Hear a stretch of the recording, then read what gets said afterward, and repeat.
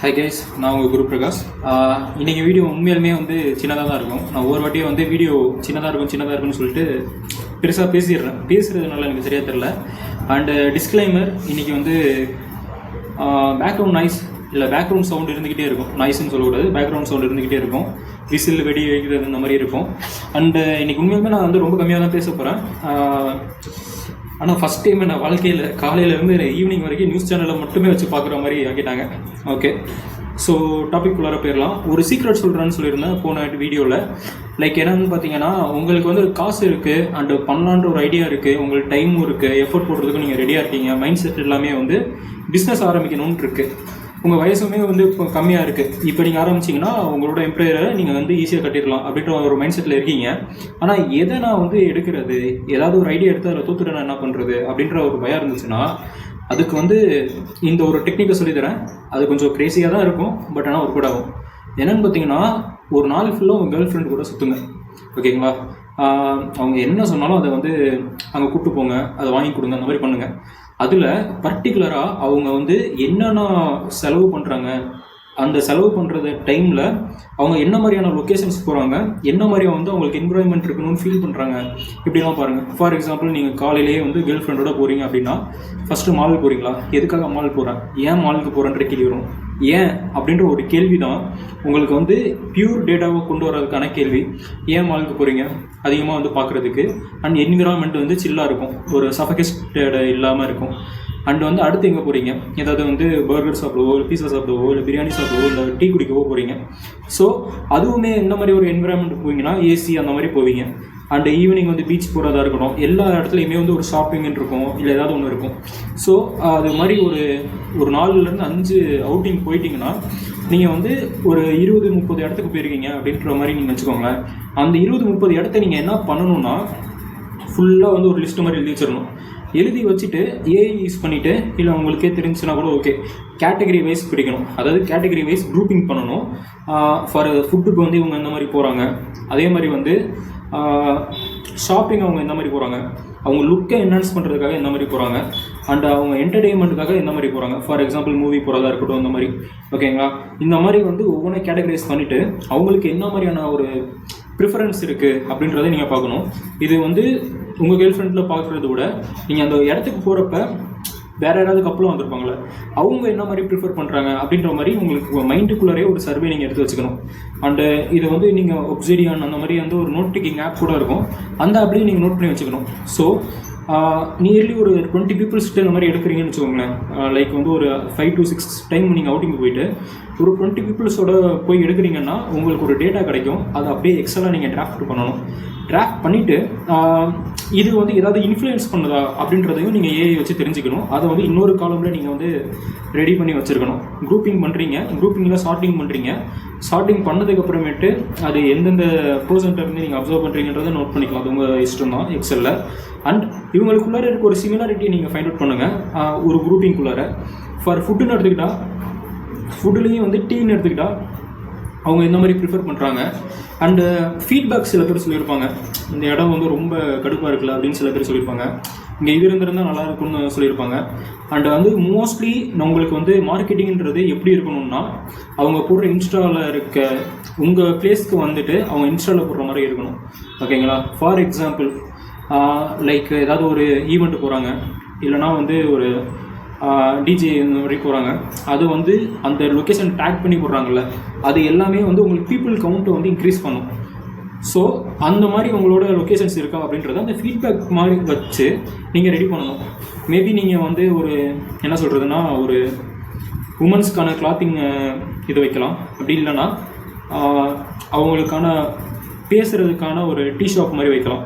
ஆக்சுவலாக வந்து டீ வாங்குறது ஒரு ஃபார்மாலிட்டிக்கு தான் வாங்குவாங்க. அவங்களோட டைம் ஸ்பெண்ட் பண்ணணும், இல்லை ஒரு அமைதியான என்விரான்மெண்ட்டில், ஒரு கூலிங்கான ஒரு என்விரான்மெண்ட்டில் ரிலாக்ஸாக வந்து மனசு விட்டு பேசணும். அந்த மாதிரி ஒரு இது அந்த மாதிரி இருக்கான்னு பார்க்கணும். அண்ட் சினிமா மாதிரி எதையும் நீங்கள் க்ரியேட் பண்ணுறீங்க அப்படின்னா, ஃபார் எக்ஸாம்பிள் மினி சினிமாஸ்லாம் இருக்குல்ல, ஒரு 20 to 50 பீப்புளுக்கு பண்ணுற மாதிரி. ஸோ இந்த மாதிரி வந்து நிறைய கேட்டகரிஸ் இருக்கும். நீங்கள் மார்னிங்லேருந்து நைட் வரைக்கும் என்னென்ன ஆக்டிவிட்டீஸ் இருக்கோ எல்லாத்தையுமே நீங்கள் ஆட் பண்ணிக்கலாம். இதை முதல்ல குரூப்பிங் பண்ணுறீங்க, சார்ட்டிங் பண்ணால சிமிலாரிட்டிஸ் பார்க்குறீங்க. அண்ட் அந்த சிமிலாரிட்டி வச்சு இதில் எது வந்து உங்களுக்கு மினிமம் ப்ரேயர் நாலேஜ் இருக்குது அண்டு வந்து மினிமம் இன்ட்ரெஸ்ட் இருக்குது அப்படின்றத நீங்கள் பார்க்கணும். இதில் வந்து ஸ்கில் கம்மியாக இருக்குது அண்ட் இதில் வந்து நம்ம பண்ணுறதுக்கு நம்மளுக்கு சான்சஸ் இருக்குது, இதுக்கு நம்மளுக்கு வந்து எக்ஸ்டர்னலாக ஹெல்ப்பும் வரும் அப்படின்ற மாதிரி உங்களுக்கு தோணணும். அது எடுத்துட்டிங்கன்னா அது வந்து பிஸ்னஸ் ஐடியா. ஸோ இந்த பிஸ்னஸ் ஐடியாவை வந்து நீங்கள் பிஸ்னஸாக பண்ணலாம், தப்பு இல்லை. ஆனால் காம்படிஷன் அதிகம். இது பிஸ்னஸாக இல்லாமல் இதுலேயும் யூனிக்காக ஏதாவது ஒரு வேல்யூ ஆட் பண்ணிவிட்டு அதை எப்படி நான் ஸ்டார்ட் அப்பாக கொண்டு வரலாம் அப்படின்னு நீங்கள் பார்க்கணும்.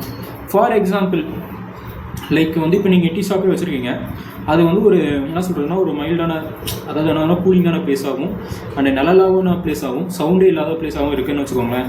இதுவே நீங்கள் ஃபார் எக்ஸாம்பிள் உங்களுக்கு வந்து நீங்கள் ஒரு தோப்பு மாதிரி வச்சுருக்கீங்கன்னு வச்சுக்கோங்களேன், சென்னை சுற்றி எங்கேயாவது தோப்பு வச்சுருக்கீங்கன்னா அந்த இடத்துல ஒரு ஹட்டு மாதிரி போட்டு, நம்ம டாபாலெலாம் முன்னாடி சாப்பிட்ருப்போம்ல, கட்டில் போட்டு ஹட்டுக்குள்ளார வந்து நம்ம வச்சு சாப்பிட்றோம்ல, அது மாதிரியே நீங்கள் டீ ஷாப் வந்து இது பண்ணலாம். ஸோ அது வந்து எப்படி ஒன்று க்ரியேட் ஆகும்னா லைக் அது ஒரு தனி வேல்யூ வச்சுருக்கும். அந்த இதுக்கு வரணும்னா நீங்கள் முன்னாடியே புக் பண்ணியிருக்கணும், அதுக்கெலாம் ரொம்ப டிமாண்டு, நினச்ச உடனே அதை போக முடியாது, அதுக்குன்னு சில ப்ரொசீஜர்ஸ் இருக்குது அப்படின்ற மாதிரியும் வந்து ஒரு ஒரு பிம்பத்தை நீங்கள் க்ரியேட் பண்ணணும். அந்த பிம்பம் உண்மையாலுமே இருக்கணும். அந்த மாதிரி ஆணுச்சுன்னு வச்சுக்கோங்களேன், அப்போ வந்து நீங்கள் சொல்கிறது தான் ரேட்டுன்ற மாதிரி இருக்கும். ஃபார் எக்ஸாம்பிள் இப்போ 2 ஃபேமிலிஸ் வந்து பேசிக்கணும். ஃபார் எக்ஸாம்பிள் எப்படி சொல்லணும்னா லவ் மேரேஜ்னு நடக்குது, அவங்க வந்து 2 ஃபேமிலியும் வந்து ஒரு காமன் பிளேஸில் வச்சு பேசணும் அப்படின்னா லைக் யோசிச்சு பாருங்களேன், ஒரு சாப்பிட்ற இடத்துல போயிட்டு பேசினா, ஹோட்டலில் போய் பேசினா நல்லா இருக்குமா, இல்லை ஹோட்டலில் ரூம் எடுத்தால் அதுவும் நல்லா இருக்குமா, அதுவும் நல்லா இருக்காது.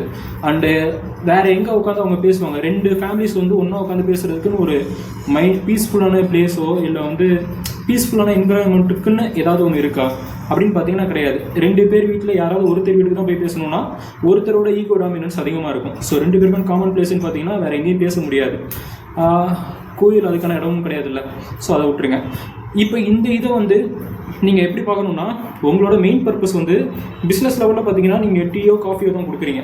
பட் அது ஒரு என்ன சொல்கிறதுனா ஒரு பிளேஸாக இருக்குது. அந்த பிளேஸ் வந்து சப்கான்ஷியஸாக என்னென்னலாம் வந்து சால்வ் பண்ணுதுன்னு பார்த்தீங்கன்னா, 2 பேரை வந்து ஒரு 2 செட் ஆஃப் பீப்புள்ஸ் வந்து பேசிக்கிறதுக்கான ஒரு இடமாவோ, இல்லை 2 பேர் வந்து மனசு விட்டு பேசுகிறதுக்கான ஒரு இடமாவோ, ஆர் எப்படி சொல்கிறதுனா மற்ற எந்த ஒரு பிஸ்னஸுமே சால்வ் பண்ணாத ஒரு விஷயம் உங்களுக்கு சால்வ் பண்ண முடியுது.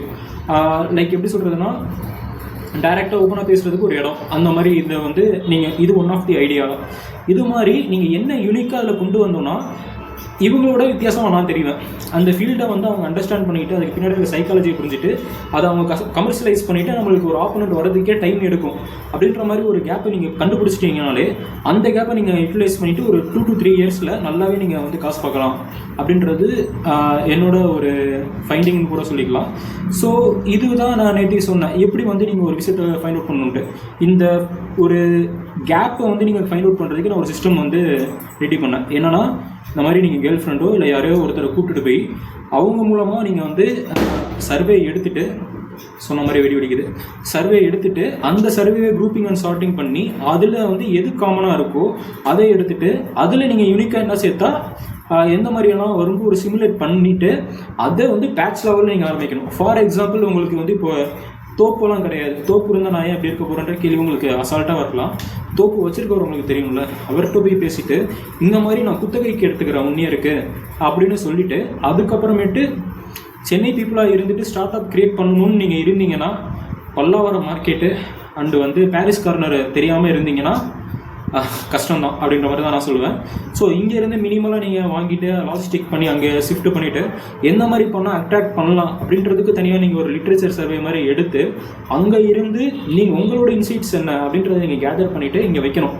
வச்சோன்னே என்ன பண்ணுவாங்கன்னா சில பேர் இன்வெஸ்ட் பண்ணுவாங்க, வச்சுருவாங்க, அண்ட் யாராவது ஒரு வேலைக்கு ஆளை வச்சுட்டு அவங்க போயிடுவாங்க. அதுதான் பெரிய தப்பு. நீங்கள் ஒரு வேலை செய்கிறீங்கன்னா அதுக்கு முதல்ல உங்களுக்கு டெக்னீஷியன்ற ஒரு பக்கெட் வந்து ஃபில் ஆகணும். நான் வந்து முன்னாடி எபிசோடில் சொல்லியிருக்கேன்ல, அது மாதிரி ஒரு மாதம் கணக்கு வழக்கு எல்லாமே உங்களுக்கு தெரியணும். எவ்வளோ வந்து ரா மெட்டீரியல்ஸ் வருது, என்னென்ன ப்ராசஸ் நடக்குது, அந்த ப்ராசஸ்க்கு எவ்வளோ டைமிங் நடக்குது, அந்த ப்ராசஸ் வந்து குவாலிட்டியாக பண்ணுறதுக்கு என்னென்ன ஸ்டாண்டர்ட் ஆப்ரேஷன் ப்ரொசீஜர் இருக்குது, அண்ட் இதை வந்து செல்ஃப் லைஃப் எவ்வளோ இருக்குது, இதில் வந்து இந்த சப்ளையரில் எந்த சப்ளையர் குவாலிட்டியாக கொடுக்குறான், அண்ட் என்ன ரேட்டில் கொடுக்குறான், ரேட்டு வந்து இது காஸ்ட் கட்டிங் பண்ணால் குவாலிட்டி வந்து அஃபெக்ட் ஆகுமா, இப்படின்ற மாதிரி எல்லா கால்குலேஷனுமே பண்ணி 2 to 3 month உங்களுக்கு வந்து அந்த இதில் தூக்கத்தில் எழுப்பி கேட்டால் கூட உங்களுக்கு தெரியணும் லைக் வந்து இது கரெக்டாக இல்லையா, இது பண்ணால் ஒர்க் அவுட் ஆகலையான்ட்டு. 3 மாதம் நீங்கள் ஃபுல்லாக ஃபுல்லாக அதை லேர்ன் பண்ணிக்கிட்டு அதுக்கப்புறமேட்டு அதில் ஒரு ஸ்கில் எடுத்து ஒருத்தண்ட கொடுத்து நீ வேலையை பாரு அப்படின்ற மாதிரி விடணும். ஃபார் எக்ஸாம்பிள் ஒரு செஃப்பாக இருந்தாருன்னா அவருக்கு இதுதான் என்னோட SOP அப்படின்னு சொல்லிட்டு ஒரு பேம்ப்ளெட்டை கொடுத்துட்டு அதுக்கேற்ற மாதிரி அவரை வேலை பார்க்க வைக்கணும்.